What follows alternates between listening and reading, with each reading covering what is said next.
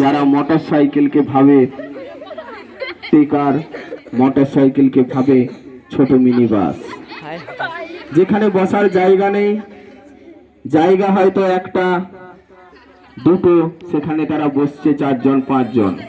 সেই সঙ্গে কিছু আমরা দেখছি,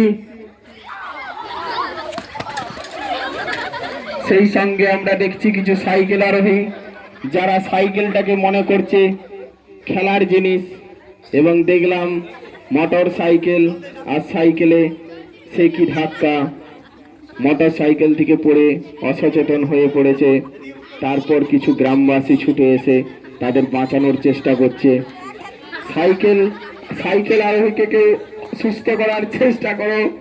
সাইকেল আরোহী সম্ভবত গেছে, সাইকেল আরোহীর দিকে কেউ নজর দিচ্ছে না।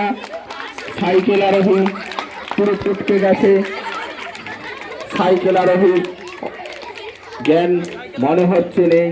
গ্রামবাসীরা সাইকেল আরোহীকে ছেড়ে এখন কিন্তু পড়েছে মোটর সাইকেল আরোহীদের নিয়ে।